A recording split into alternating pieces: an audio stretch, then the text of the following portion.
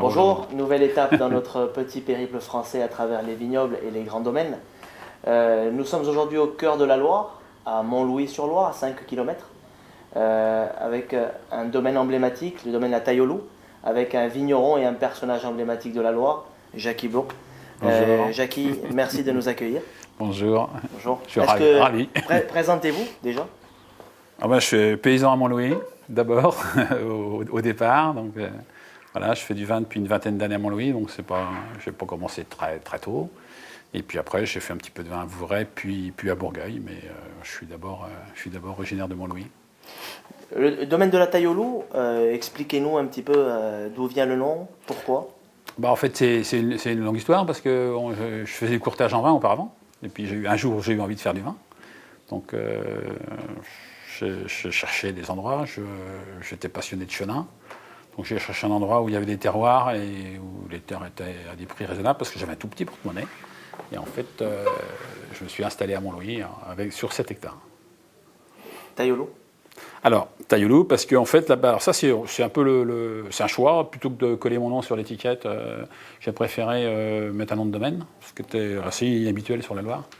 Parce qu'en fait, l'appellation est coincée entre la Loire d'un côté, le Cher, et la forêt d'Amboise. Et en bordure de forêt d'Amboise, on a des espaces, un espace qui s'appelle la Taille du Loup, comme Taille du Loup, c'est pas la Taille du Loup, c'est la Taille du Loup, comme il y en a d'autres qui s'appellent la Taille Renard, la Taille de l'Oiseau, enfin il y a beaucoup de taille quelque chose sur Montlouis. D'accord. Et expliquez-nous, Jackie, comment la spécificité un petit peu de l'appellation Montlouis.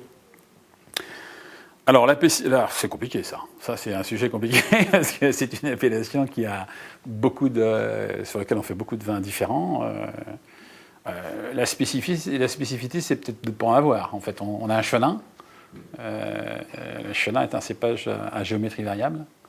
Et nos prédécesseurs ont eu la clairvoyance de ne pas coller un type de vin sur l'étiquette.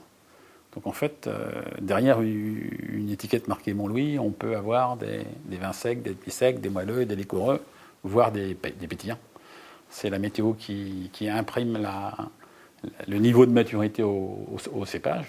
Un seul cépage. Un seul cépage pour un tas de types de vins différents. Et c'est la météo. Si on respecte ça, ce que je fais moi, ce qui n'est pas forcément toujours le cas, mais si on respecte ça, c'est pas nous qui choisissons le type de vin qu'on va faire d'une année sur l'autre. Alors le chenin, c'est un cépage qu'on trouve ici. On le retrouve où en France? Alors c'est le cépage, c'est d'abord le cépage de la partie centrale de la Loire. Donc en fait, les blancs de Touraine sont faits avec du chenin. Les vins d'Anjou sont aussi en chenin. Et justement, une grande différence, c'est qu'en Anjou, le chenin, il est sec à un endroit, il est moelleux à un endroit tous les ans, quelle que soit la météo. À Montlouis comme à Vouvray, il est comme la météo le fait. Alors c'est plus logique, ça, une plus grande logique par rapport à la climatologie. C'est beaucoup plus compliqué au niveau de la communication, parce que le consommateur qui prend une bouteille de Montlouis, il ne sait pas si c'est un vin sec, un demi-sec, un moelleux liquoré, donc c'est vrai que c'est un poil plus compliqué. Jackie, j'aimerais que vous nous expliquiez en quelques mots votre philosophie à travers ce chenin, donc ce cépage emblématique de la Loire. Qu'est-ce qui fait la qualité de vos vins? Comment vous vous définissez en tant que vigneron? Je pense que la qualité de mes vins, on fait des vins de qualité de la même façon partout, quoi. C'est-à-dire, je pense que la méthode pour faire des beaux vins est la même ici, en vallée du Rhône, en Bourgogne, ou à Bordeaux, quoi. Enfin, je veux dire, si on veut faire des beaux vins, c'est toujours le même schéma. Hein. Votre philosophie? Alors, je fais le vin dans la vigne. Quand je coupe le raisin, je fais le vin dehors. Lorsque je coupe le raisin, la qualité est faite. C'est vraiment, si vraiment on veut résumer complètement et synthétiser la pensée, le raisin, quand il est poussé, on ramasse à la main, bien sûr, trié sur table, ça rentre en caisse. Quand on pousse le raisin dans la caisse, c'est le raisin qui est dans la caisse qui fera du vin. Il y aura zéro retouche derrière. Ici, on n'a jamais retouché quelque chose, on n'a jamais levuré, on n'a jamais chaptalisé. Et évidemment, on n'a jamais acidifié, désacidifié, machin. Donc c'est dans la vigne que ça se passe, jusqu'au vendange, j'ai compris, au moment des vendanges. Et puis on touche à rien, quoi. Je veux dire, c'est avant que ça se passe. Donc avant, il y a du travail. Voilà. Avant, c'est des labours, c'est des vieilles vignes, c'est des petits rendements. Vous avez combien d'hectares? 45. 45 hectares sur un seul tenant? Non, 45 hectares, donc entre Bourgueil, Vouvray et Montlouis, donc sur 3 appellations, avec que 15 à Bourgueil, 5 à Vouvray, le reste à Montlouis, avec la même méthode de travail d'un bout à l'autre. Oui, parce que vous faites aussi des grands rouges. Je fais aussi des rouges, oui.